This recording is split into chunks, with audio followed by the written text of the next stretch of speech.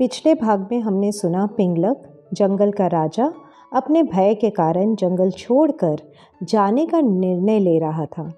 दमनक ने अपना तर्क देकर कर्टक को मनाकर स्वयं सिंह के पास गया।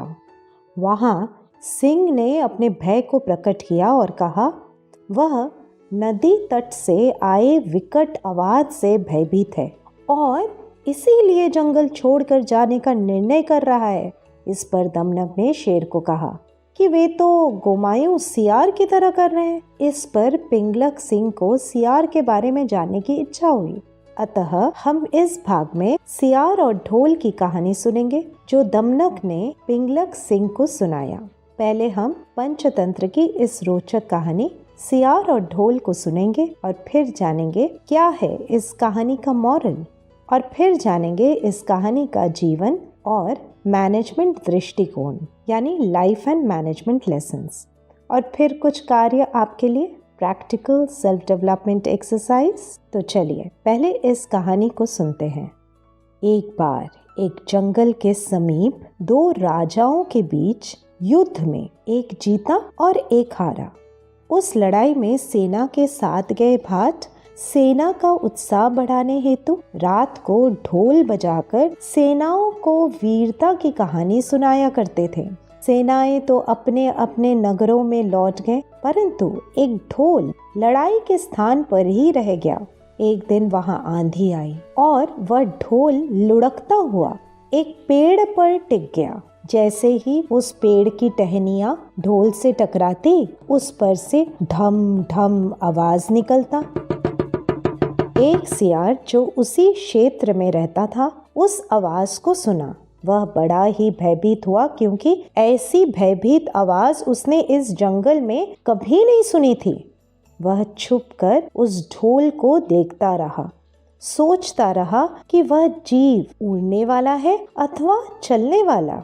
एक दिन जब सियार झाड़ी के पीछे छुपकर उस ढोल को देख रहा था, तभी एक गिलहरी कूदते हुए ढोल पर उतरी। उस ढोल से आवाज भी हुई, परंतु गिलहरी बिना डरे उस ढोल पर बैठकर दाना कुतरने लगी। अब सियार ने सोचा, ओह, यह तो कोई हिंसक जीव नहीं है, अतः मुझे डरना नहीं चाहिए। सियार सावधानी पूर्वक ढोल के निकट गया और उसका निरीक्षण करने लगा। ढोल को सूंघा और देखा कि उस ढोल का तो ना कोई सिर है ना कोई पैर। अब पुनः हवा से पेड़ की टहनियां टकराई और ढम की आवाज हुई। सियार डर से उछला और पीछे जा गिरा। अब उसने सोचा, अब समझ आ गया कि यह तो खोल है, जीव तो इसके अंदर है। आवाज से तो साफ प्रतीत हो रहा है कि यह जीव बड़ा ही मोटा ताजा होगा, चर्बी से भरा होगा उसका शरीर, तभी तो ढम ढम की जोरदार आवाज निकाल रहा है।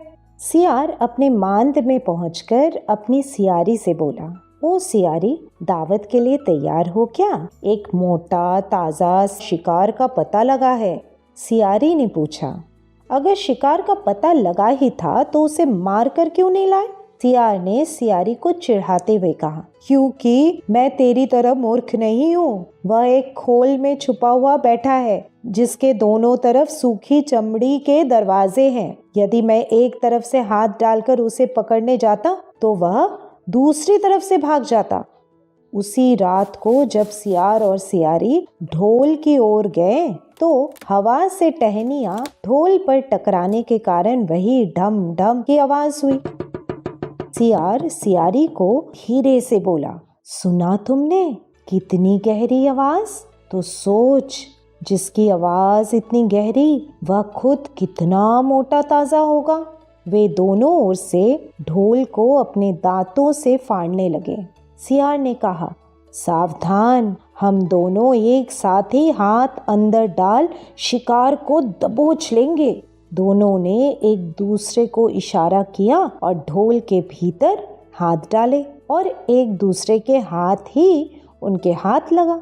दोनों चिल्ला उठे, ये क्या हुआ? यहाँ तो कुछ भी नहीं। दोनों सर पकड़कर बैठ गए। इस कहानी का मॉरल जानते हैं। इस कहानी का मॉरल है, जो लोग बड़ी बड़ी बातें करते हैं वो भी ढोल की तरह अंदर से खोखले होते हैं। empty pots and insignificant people make the loudest noise. दमनक से इस कहानी को सुनकर पिंगलक ने कहा, परंतु मैं क्या करूं? मेरा पूरा परिवार और सभी साथी भी भयभीत हैं और भागना चाहते हैं, तो मैं अकेला क्या कर सकता हूं? वस्तुतः जब कोई डरा होता है तो वह दूसरे के पीछे छुपकर अपनी बचाव करना चाहता है। दमनक ने कहा, इसमें आपका परिवार अथवा साथियों का क्या दोष है? जैसा राजा करेगा वैसा ही उनके प्रजा भी करेंगे। मेरी विनती है कि आप तब तक वहां रुकिए जब तक मैं आवाज के विषय में पता नहीं लगा लेता हूँ। पिंगलक सिंह ने डरते हुए पूछा, क्या तुम वहां जाने की सोच रहे हो? दमनक ने उत्तर दिया, राजा की आज्ञा से तो सेवक कोई भी काम कर सकता है, चाहे उसे सांप के मुंह में हाथ क्यों ना डालना पड़े या समुद्र ही पार करनी पड़े। एक सफल व्यक्ति की तरह दमनक ने सही समय का उपयोग कर अपनी बात रखी। सिंह पिंगलक ने कहा, अगर तुम जाना चाहते हो तो जाओ, तुम्हारी सफलता के लिए शुभकामनाएं। दमनक ने सिंह को प्रणाम कर आवाज की दिशा में चल दिया। जैसे ही दमनक गया, पिंगलक सिंह को पछतावा हुआ कि उन्होंने क्यों अपने मन का भय दमनक को बताया। उसे एक और भय सताने लगा। हमारा एक भय अन्य भय को अनायास ही उत्पन्न कर देता है। पिंगलक सिंह ने सोचा, दमनक का क्या भरोसा, पहले ही मंत्री पद ना प्राप्त होने के कारण वह खिन्न है और अब बदला लेने के लिए क्या पता दुश्मन से मिलकर वह मुझे ही मरवा डाले। अब तो कुछ भी नहीं कर सकता, कहीं छुपकर दमनक के आने की राह देखता हूँ। उधर दमनक खोजते हुए संजीवक बैल के पास पहुंचा और खुशी से झूम उठा। उसने सोचा, अरे जिससे सिंह डर रहा था वो तो मामूली सा बैल ही है। दमनक इस स्थिति को एक अवसर के रूप में देख रहा था। यही सोचकर वह सिंह पिंगलक के पास पहुंचा। पिंगलक ने दमनक को आते देख सतर्क हो गया। दमनक ने पिंगलक को प्रणाम किया। सिंह पिंगलक कौतूहलता से पूछा, तुमने उस भयावह जंतु को देखा? दमनक ने कहा, आपकी कृपा से मैं उसे देखने में सफल हुआ।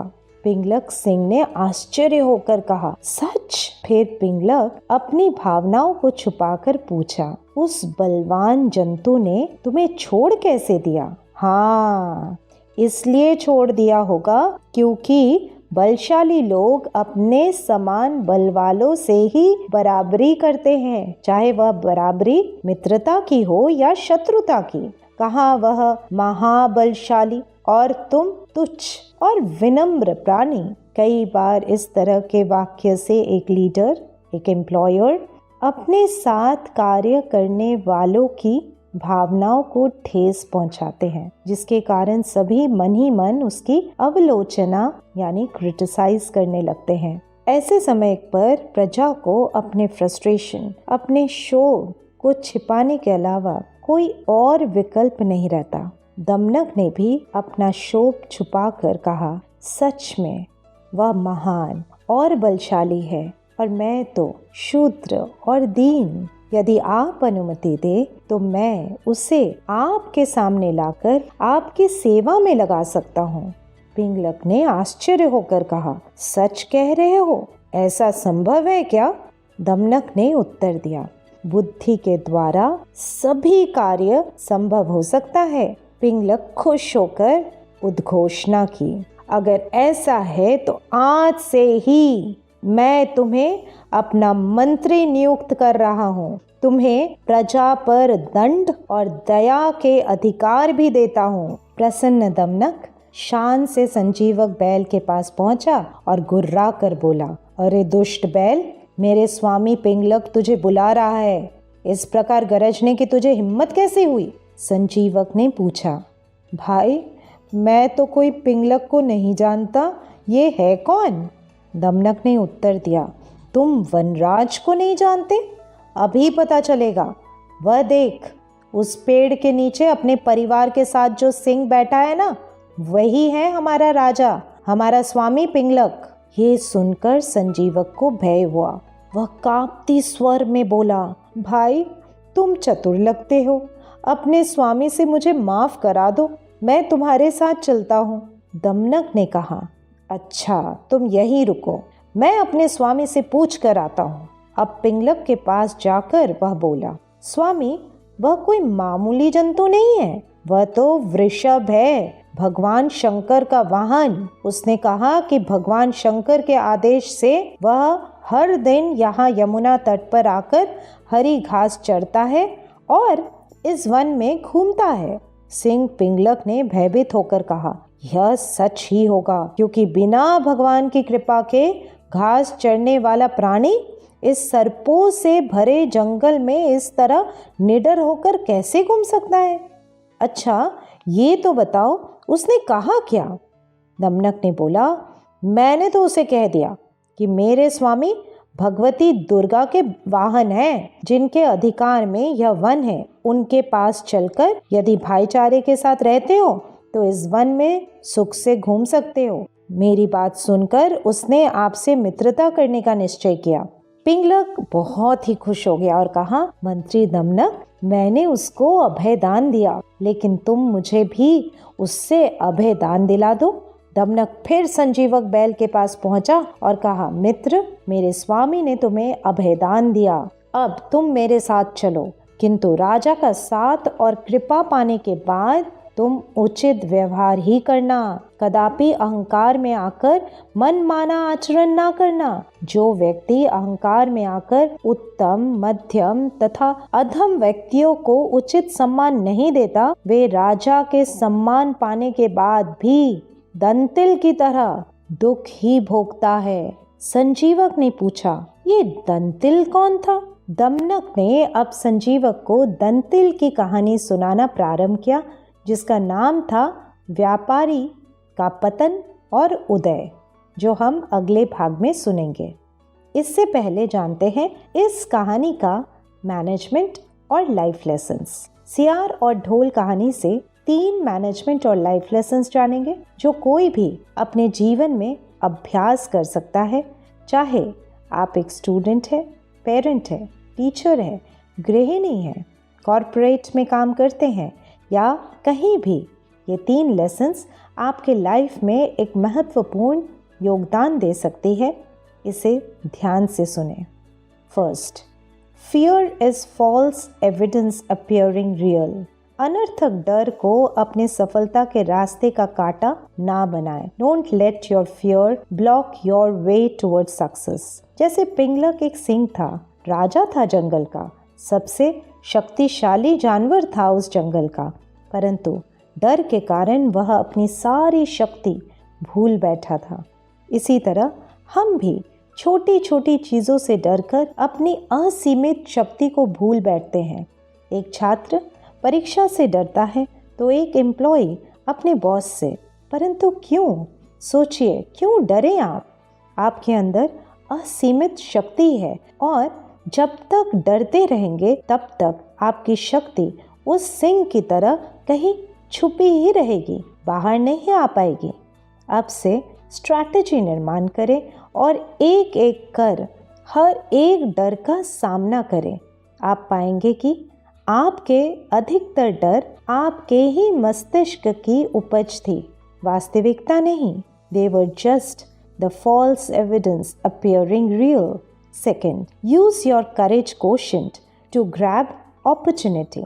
अपने हिम्मत के गुण को प्रयोग में लाने से आप अवसर को समय पर प्राप्त कर पाएंगे। दमनक भी उस आवाज से अनजान था। उसे पता नहीं था ये आवाज किस जंतु की है, परंतु वह उससे न डरकर सावधानी पूर्वक उसका कारण जानना चाहता था। वहीं पिंगलक सिंह उस आवाज से डरकर छुप कर बैठ गया। इसी तरह सियार और ढोल कहानी में भी सियार निरर्थक ही उस ढोल से डर रहा था और वह गिलहरी उस ढोल पर बैठकर पिकनिक मना रहा था, अर्थात मजे से दाने कुतर रहा था। जिस चीज से डर हो उसका यदि हिम्मत से सामना ना करे तो आप एक फुलफिल्ड, एक खुशहाल जीवन कभी नहीं जी सकते। और हाँ, इससे आप कई बीमारियों को भी अपने शरीर में प्रवेश करने का अवसर देंगे। आप अपने डर का भी पोषण कर सकते हैं और हिम्मत का भी। आप किसका चयन करते हैं, यह निश्चित करेगा कि आपकी क्वालिटी ऑफ लाइफ कैसी होगी। Third, root cause analysis. किसी भी डर को ऐसे ही पोषण ना करें, उसका सही तरह रूट कॉज एनालिसिस करे। सोचे आपको किस चीज का भय है और क्यों। बार बार क्यों का जवाब देते जाएं जब तक मूल तथ्य तक ना पहुंचे। जब आप डर के तथ्य से अवगत हो जाते हैं, आप उस डर को या तो निरर्थक पाएंगे अथवा उस डर से बाहर निकलने का एक सरल उपाय स्वयं ही निर्धारित कर पाएंगे। यही तो किया था दमनक ने। वह डर के तथ्य तक पहुंचा, यानी उस भयंकर आवाज के पीछे के सत्य को जानने की दिशा में निकला और उसे ज्ञात हुआ कि सिंह का डर निरर्थक ही था, क्योंकि जिसे सिंह भयंकर जंतु समझ रहा था वह तो एक साधारण सा बैल था। जब हम रूट कॉज एनालिसिस करेंगे तो हमें अधिकांश समय यही ज्ञात होगा कि हम जिसे एक विशाल पहाड़ समझ रहे थे वह तो एक छोटा सा कंकर था। अब आपके लिए एक प्रैक्टिकल एक्सरसाइज जिसे आप रेगुलर प्रैक्टिस कर अपने आप को और पीसफुल और पावरफुल महसूस करेंगे। Root cause analysis of fear. केवल अपने एक डर का चयन करें। अब लिखें आप उस चीज से या व्यक्ति से क्यों डर रहे हैं। जैसे अगर कोई स्टूडेंट अपने एग्जाम से डरता हो तो खुद को पूछें, क्यों तुम्हें डर लग रहा है। अब इस प्रश्न का जवाब दें। जैसे मुझे डर लग रहा है क्योंकि यदि मैं भूल गया तो। अब अगला प्रश्न, तुम्हें ऐसा क्यों लग रहा है कि तुम भूल जाओगे। उत्तर आ सकता है क्योंकि लास्ट साइंस के एग्जाम में ऐसा ही हुआ था।